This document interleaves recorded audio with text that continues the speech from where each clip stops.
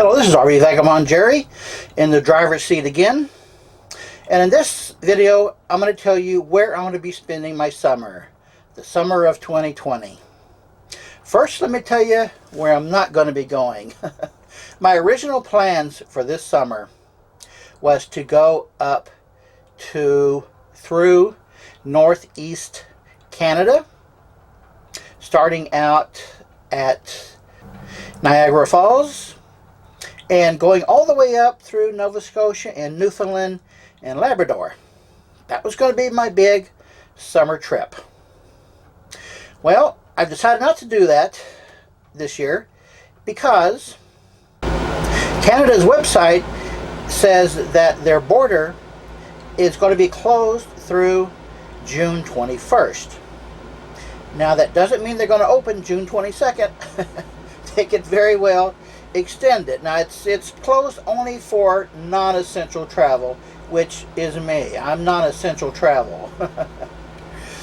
And even if they do open up the border as hoped, June 21st, still, I'm afraid that there's going to be a lot of things that I wanted to see and do that are going to be closed. Maybe they legally would allow it to be open. However, in fact, what I have found somewhat so far is that some tourist attractions are just not opening this summer, or at least not opening yet, because very few people are traveling this summer. With this whole pandemic thing, a lot of people are just not doing vacations this year. So if a place was planning on having 100 people a day come through and instead only 6 come through, that's not worth it to them to open. So I'm afraid that even if I can make the trip, I would still find that a lot of things I want to see and do are closed, and I don't want to go that far to have things closed, because that is a long distance to Newfoundland. You have to take the ferry over to Newfoundland and back, and I don't want to go to all of that trouble and all of that distance and all of that cost, and then when I get there, find things I want to see are closed. So I've decided to put that trip off for a year, and I'll do that next summer, fingers crossed.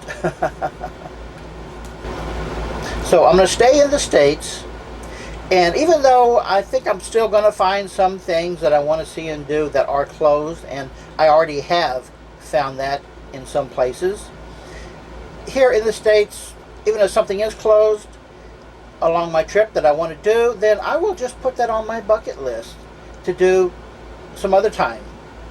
It's not that far as long as I stay in the States. And let me tell you, I've got a bucket list this long of things that I want to see before I kick the bucket.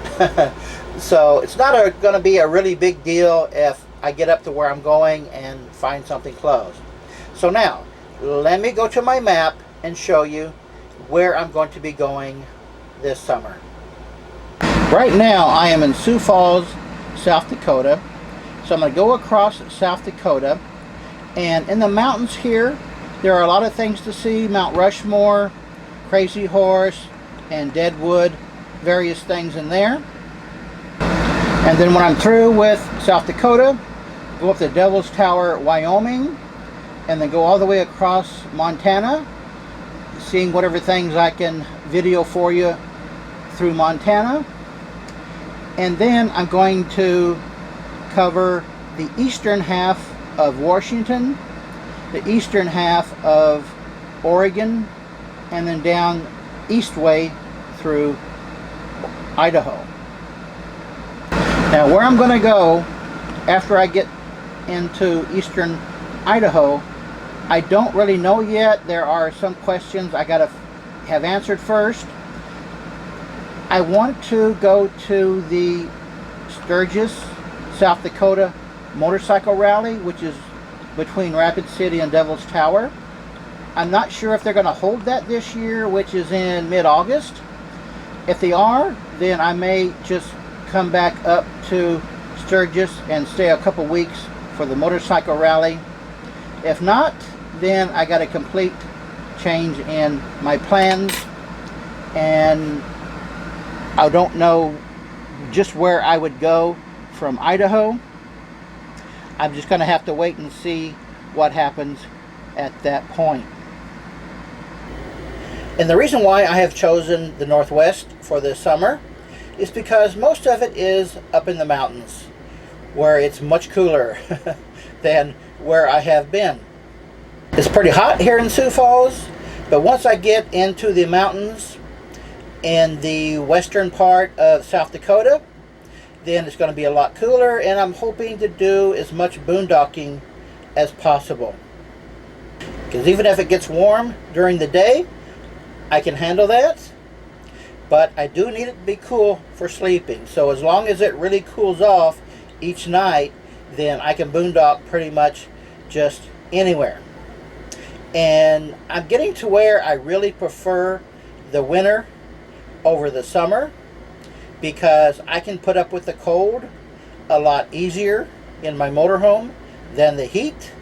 Because if I'm going to be in my motorhome most of the day, then I want to be plugged into electricity so that I can run my air conditioner all day. I don't mind running my air conditioner somewhat at night for sleeping, but I don't want to be running it all day on my generator. I like to be plugged in if I'm going to be spending a lot of time in it. And that's kind of what I want to avoid for this summer. And it's not just about the cost of electricity, it's a convenience matter.